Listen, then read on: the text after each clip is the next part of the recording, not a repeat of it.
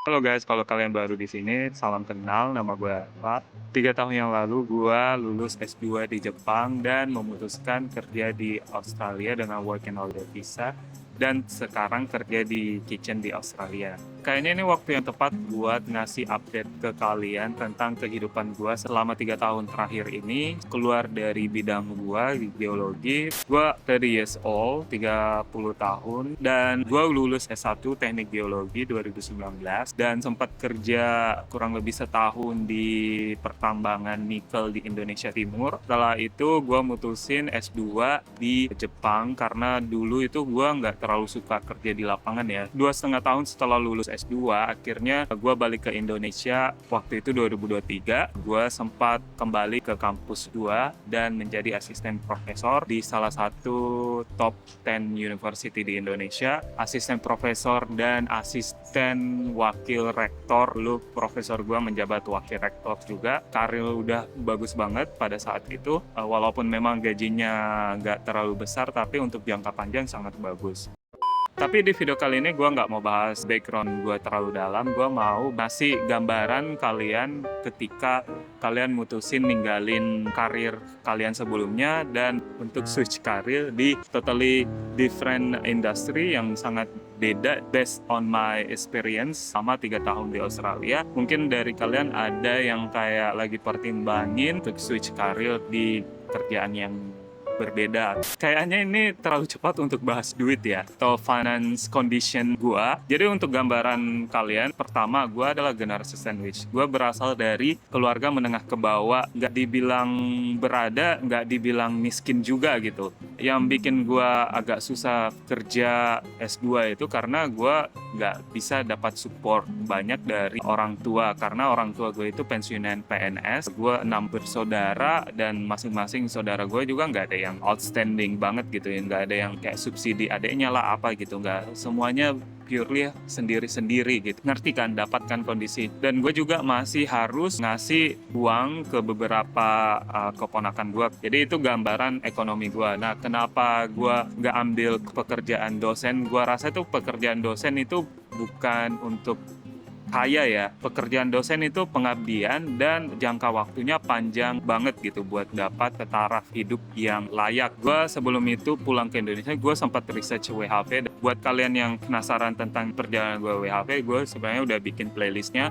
Jadi kalian nonton aja playlist itu. Dan salah satu hal yang nge-trigger gue buat nggak bisa kerja di Indonesia itu karena memang gue udah ngerasain kehidupan di luar negeri ya. Sampai di Indonesia gue culture shock. Nah, memang serba susah, administrasi, birokrasi, buat berkembang itu susah. Gue nggak bisa jelasin lebih dalam. Pokoknya ada hal yang kita nggak bisa atur, apalagi sebagai orang baru gitu. Dan akhirnya gue daftar WHV ya dan lulus. Pekerjaan pertama gue akhirnya di hospitality, di resto, jadi waiter. Banyak juga yang tanya kenapa nggak kerja di Jepang aja gitu. Pertama, di Jepang itu terkenal administrasinya sangat ketat, visa dan sebagainya ketat banget guys. Jadi mungkin kalian punya skill, punya keahlian khusus gitu, tapi terkendala dalam bahasa juga bisa jadi faktor kalian nggak bisa dapat kerja. Nah, di Jepang itu minimal N3. Terus untuk kerjaan gue tuh yang sebagai geologi, di bidang geologi itu untuk eksplorasi mereka kurang banget guys. Jadi mereka nyari geologi itu di bidang industri sains, pendidikan gitu kan. Untuk eksplorasi itu mereka jarang, dan dengar-dengar teman gue juga yang pengalaman 10 tahun di Indonesia di Freeport untuk kerja di Jepang memang nggak terlalu menjanjikan gitu. Apalagi pada tahun segitu 2023 itu inflasi mulai naik, inflasi mulai terjadi ya, yang mengakibatkan yen itu nilai tukarnya rendah guys. Jadi dulu 130 sampai 140 yen untuk Rp1, sekarang 110 gitu sekitar. Jadi untuk cuan di Jepang itu kurang guys. Dan salah satu alasan gue nggak bisa kerja di Jepang ya memang gue nggak terlalu pintar-pintar amat untuk masuk industri di Jepang gitu. Oke guys, ini di Melbourne lagi dingin, kita mau pindah dulu ke tempat lain. Sekarang gue lagi di outdoor dan gue agak lapar dan temenin gue buat nyari makan karena gue tadi tadi pagi udah ngumpul tugas buat sekolah dan sempat cerita sama teachernya, trainernya, dan di library juga gue sempat nge-rearrange semua gadget gue termasuk MacBook, iPhone gue, karena gue beli iPhone baru, iPhone gue 14 itu udah baterainya udah cepet habis, dan gue juga pengen mulai hal yang baru, jadi gue manage semua iPhone gue supaya lebih produktif dan lebih tertata gitu, termasuk MacBook gue juga gue rearrange semuanya dan supaya gue bisa lebih produktif lagi. Let's go, kita nyari makan di mana ya? Kita nyari makan yang murah aja.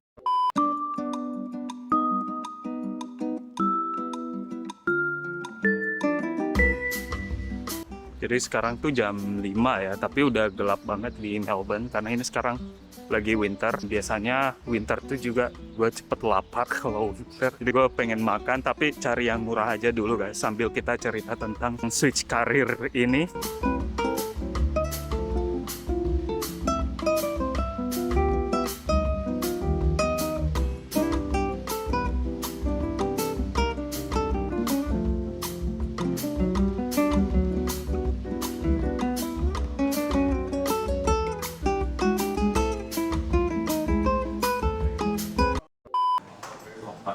Halal bang, dan dia tuh halal guys, jadi nggak usah. Untuk snack sih oke lah ya. $1.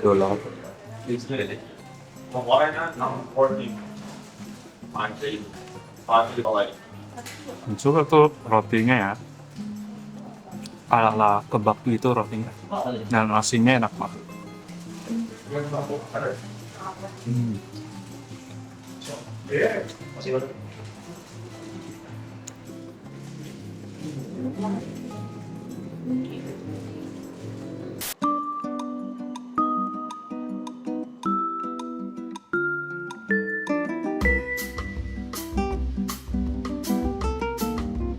Oke, akhirnya gue mutusin kerja di kitchen kan. Awalnya tuh gue kan waiter di Melbourne, terus gue ke regional kerja di Meat Factory kurang lebih selama 1 tahun.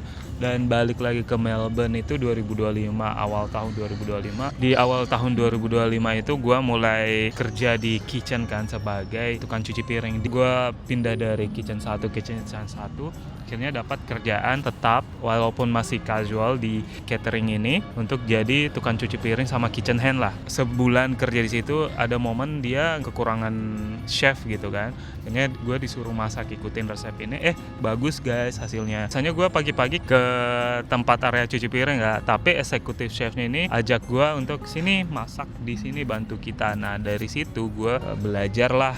Kebetulan juga ada chef dari Jerman, dia juga jago banget dan sangat profesional. Dari situ gue belajar banyak banget, terutama prep karena memang catering di mostly prep kan. 3 bulan, akhirnya bulan berikutnya gue dikasih job desk yang lebih, yaitu kerja jadi makanan yang kita prep itu dibawa ke klien-kliennya kayak di kantor, istilahnya corporate lunch. Kalau biasa juga ada di salah satu kliennya itu perusahaan terbesar properti di Australia, Gurner. Jadi kalau mereka lagi showroom gitu ada cocktail party. Nah cocktail party itu pakai canapes. Canapes itu makanan yang kecil. Gue pertama dikasih kerjaan yang kecil-kecil dulu, bikin canapes gitu kayak makanan finger foods gitu. Terus dari situ bagus guys, gue makin di challenge lagi, nanti kamu ke corporate lunch gitu. Nah itu kayak plating gitu, dan gue tertantang kan, dan memang awal-awalnya gue ada bego kan, namanya nggak ada pengalaman. Akhirnya gue dapat kepercayaan lah untuk ikut sama executive chefnya, ikut inilah bawa makanan, dan akhirnya gue dipercayain buat corporate lunch. Nah setelah 6 bulan di catering itu gue kayak merasa kayak gue ketemu salah satu chef juga, dia bilang dia mainly di a la carte style resto gitu. Dia bilang kamu coba deh a la carte, itu lebih lebih istilahnya lebih chef banget gitu. Nah gue tertantang, akhirnya gue daftar lah dengan berangkat pengalaman prep gue daftar di beberapa tempat. Akhirnya gue milih 2 tempat ini. Pertama Saint Ali Cafe, itu busy banget. Gue beberapa trial sih, kayak ada cafe kecil, cafe ini. Nah gue kecantol sama Saint Ali soalnya dia gede guys. Nah chef gue di fine dining dulu itu waktu kitchen hand juga bilang kalau misalnya kamu mau bener-bener jago, bener-bener bagus, carilah proper kitchen yang bersih, yang struktural dan yang sibuk gitu. Nanti kamu di situ bisa cepet banget, kamu bisa berkembang gitu. Walaupun ada yang lebih gampang kerjaannya cuma bikin sandwich gitu. Akhirnya gue tertantang di Saint Eli dan waktu trial memang juga gue kewalahan karena memang service kan. Ya nanti gue bahas detailnya gimana trial gue. Intinya gue bilang gini ke head chefnya, gue cuma pengalaman di prep aja di catering. Nah akhirnya gue dikasih lah di grill section yang bikin scramble, burger dan dari situ gue memang kewalahan guys. Apalagi di saat bersamaan gue punya kerjaan yang satunya lagi dan sibuk juga. Dia tuh kerjaan satunya gue itu Butcher's Diner, dia tuh mainly daging, perdagingan lah, kayak burger, steak, skewers, daging sate-satean gitu pokoknya. Dan kitchennya bersih banget, strict banget juga, walaupun kecil tapi susah banget guys. Dan biasanya gue di larder, tapi mainly ya kita lompat-lompat. Kalau sibuk juga ya kita bantu ini, bantu itu, bantu prep, bantu ini gitu. Ya kayak gitulah guys kehidupan gue waktu keluar dari catering, akhirnya pindah ke service kitchen yang masih ya seputar cafe sama bisa dibilang pub gitu. Dan selingan juga gue itu buat gue tertantang. Kenapa? Gue yakin ini nih dunia gue. Daripada sebelumnya gue geologi kan. Gue geologi tuh setiap hari gue merasa kayak salah jurusan guys. Salah jurusan. Tiap ngomong kumpul sama teman-teman akademisi yang S2 juga gak nyambung. Mau bahas ini juga gak nyambung. Pokoknya sering gak nyambung guys. Jadi gue kayak berasa kayaknya ini bukan dunia gue gitu. Karena gue lihat progres gue juga cepet banget kan. Dari DC akhirnya dapat kerjaan jadi kitchen hand cook. Dari cook jadi chef the party. Job gue sekarang itu fine dining guys, which is itu lebih elevate lagi dari kerjaan sebelumnya. Nah fine dining ini gue totally dunia yang berbeda, kitchen yang berbeda, sistem yang berbeda. Sistem yang berbeda itu karena memang harus komunikasi antar inilah, antar itulah, antar waiter lah, antar head chef lah, antar kitchen hand. Pokoknya struggle gue kan nggak terlalu lancar bahasa Inggris gue terbatas. Ya mungkin gue bisa lah catch up daily conversation, tapi untuk during the service time yang serba cepat itu nggak bisa guys. Jadi di situ gue kayak merasa anjir, ini udah beberapa bulan gue dikasih challenge yang di pressure lebih lagi. Karena memang secapek itu, gue bandingin ini paling capek kerjaan gue karena gue harus nyetir lagi 3-40 menit untuk pulang ke rumah karena memang daerahnya lebih remote lah dari kerjaan gue sebelumnya. Dari situ gue kayak berasa kayaknya mungkin ini jalan gue deh, kayak gue dikasih tantangan ini untuk bisa sampai di titik yang bakal gue bangga dengan diri gue sendiri gitu. Itu aja kayaknya tentang switch karir di usia 30 dari S2 di bidang geologi yang gue rasa kebanyakan orang bakal mikir gelar itu bakal menjamin hidup layak dan pekerjaan yang stabil gitu. Tapi untuk sebagian orang kayak gue itu sebenarnya bukan hal yang gue mau gitu. Itu aja video bincang-bincang kali ini, vlog bincang-bincang ini. Semoga kalian suka. Kalau kalian suka, like dan subscribe. I'll see you next vlog. Bye.